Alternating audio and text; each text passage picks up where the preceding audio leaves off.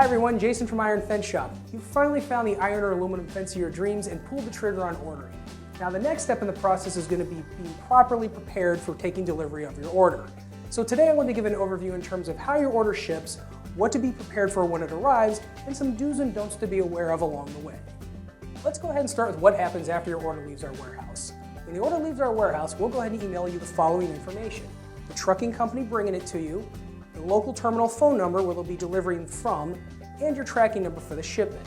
Now, while the trucking company should give you a phone call to schedule a day for delivery, we actually recommend you preemptively calling them to set it up just to be safe. Next, let's go ahead and take a look at how your order is going to deliver. Now, if you've never taken delivery of a larger outdoor item like a fence, it's a little bit different than when you order something like, say, a refrigerator or a couch. It will be delivered on a semi, however, the delivery will occur at the bottom of your driveway, so the truck will park on the street, and that's where the unloading is going to occur. Now that you know what your order is going to look like, let's go through the process of taking delivery.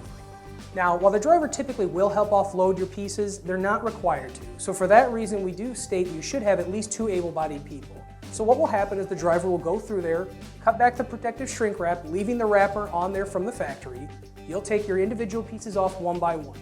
Now, as you go, it's important that you do count all your pieces to make sure they match your invoice that we sent you. Don't use the count on the driver's bill of lading, make sure you're using the count on the invoice. Now, as you're offloading your pieces, you don't need to cut all the packaging back to the actual bare piece. However, if you do see any kind of torn packaging, bent pieces, you hear something loose rattling around there, I do recommend you open that one up fully to just make an inspection of it. Now, if you do find any damaged pieces, be sure to set them aside from the rest of your shipment and keep offloading. If you do have any damaged pieces, do not send them back with the driver. We want you to hold on to them for the next step in the process here. So let's say you've gone ahead and finished offloading your whole load and you have one damaged fence panel in there. Now, what we do here is going to be very crucial going forward because we want to try and help with the freight claim process as much as possible. When you finish your delivery, the driver is going to ask you to sign a bill of lading. It's going to be a small piece of paper that you're going to have the driver take a copy of and you're going to take a copy of. Basically, by signing that, you're saying that you received the shipment and that everything is in full and good condition. Now, if you did have a damaged piece, you're going to want to note on your copy and the driver's copy what's damaged and how many pieces. So using our scenario here, you'd mark one damaged fence panel on it.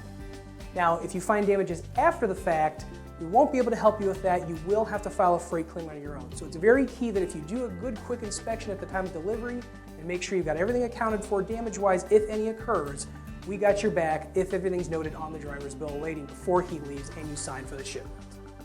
So that's pretty much the basics. So before we wrap up here, let's go through a couple do's and don'ts from the whole process to reiterate what we need to do.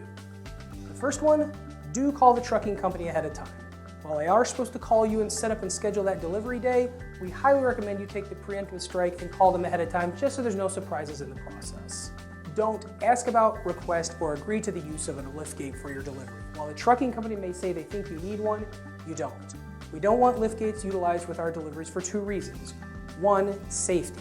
Fences and gates are very large, kind of unwieldy pieces. We don't want something sliding off that liftgate and coming at you or hitting the ground and damaging the piece.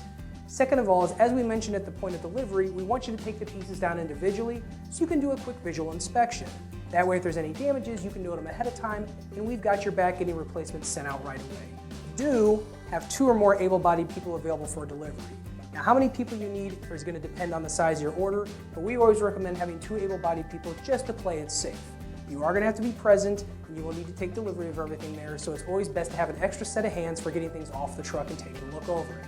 Now, it is important that if you do have, say, an installer or a friend taking delivery of your shipment, make sure they're aware of this process so that they know you have to have extra people there and to inspect all your pieces. Don't take delivery of your shipment without counting and inspecting all your pieces.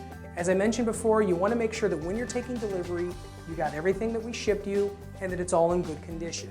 Make sure that you are going through and counting all your fence panels, posts, your big pieces. You don't need to worry about opening the small boxes and counting every bracket, but we want to make sure your big stuff like your posts, your panels, and your gates are all present there. Do mark damages on your bill of lading before you sign for the shipment and allow the driver to leave.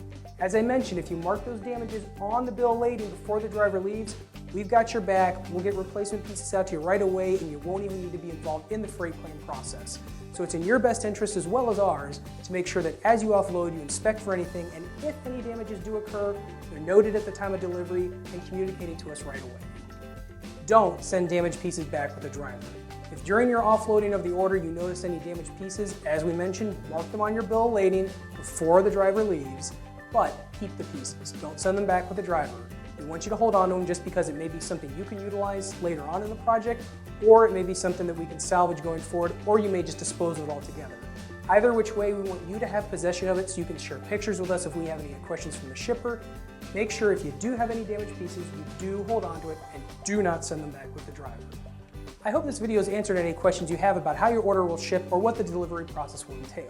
If you have any other questions, feel free to give us a call at 800-261-2729 or shoot us an email over at sales@ironfenceshop.com. We're definitely here to help you out if you have any questions, and we look forward to hearing from you.